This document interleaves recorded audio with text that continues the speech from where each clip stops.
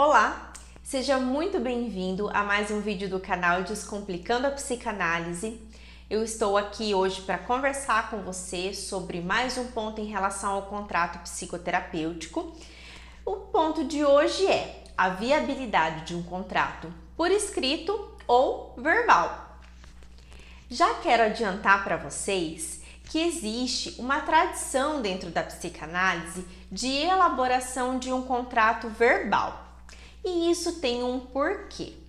Na psicanálise, entende que esse elo, esses combinados feitos verbalmente, vão representar um elo de confiança entre psicólogo e paciente, não sendo necessário, portanto, firmar esses combinados por escrito. Nesse sentido, a gente pode pensar também o sentido do contrato para a psicanálise. O contrato é um elemento vivo durante todo o atendimento, durante toda a análise. Sendo assim, lá no começo da psicoterapia, feitas as entrevistas iniciais e firmado então esse contrato, ele vai ser retomado em todos os momentos que por algum motivo houver ali alguma questão que toque ali nos pontos que foram combinados previamente. Isso diz respeito a horários, honorários, atrasos, reposições, férias, reajustes, ou seja, tudo que versar desses combinados então entre psicólogo e paciente. Sendo assim, é no dia a dia da prática analítica que esses pontos vão ser retomados. Por quê? Um paciente que porventura atrase pode questionar por que ele não tem o direito, então, de estender a sua sessão em 20 minutos, se ele atrasou 20 minutos. Ele pode também trazer ali um questionamento se ele, tendo faltado, não sabendo ali, por exemplo, que teria um problema de saúde, se essa falta cabe ou não reposição. São combinados que, se não forem feitos previamente, podem trazer um ambiente de bastante insegurança para a psicanálise e para todo o tratamento. Sendo assim, é importante que fiquem dirimidas todas as dúvidas possíveis nesse momento inicial.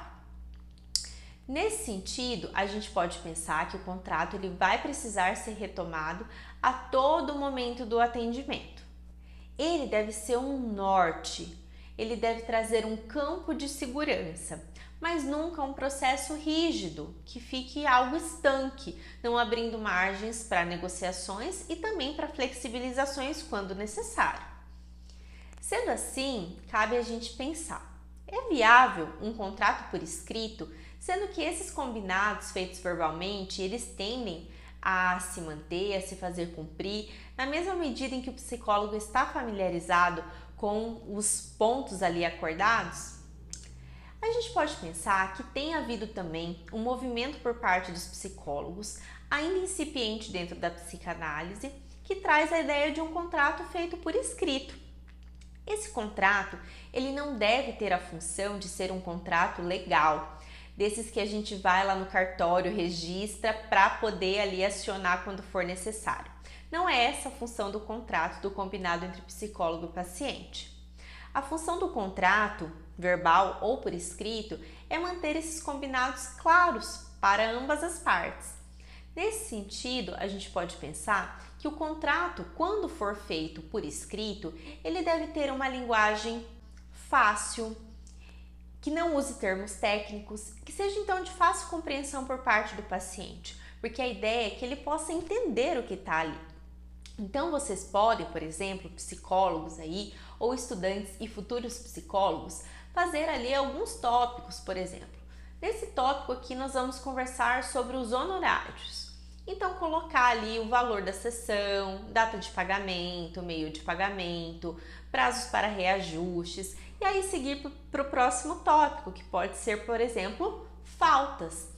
Então colocar ali quando houver faltas, se vai haver reposições, se as faltas serão pagas ou não serão pagas, tudo que nós falaríamos também verbalmente, se esse fosse o nosso combinado com o paciente, o contrato verbal. Então, deve conter uma linguagem clara, acessível, próxima e deixar ali ambas as partes cientes desses combinados.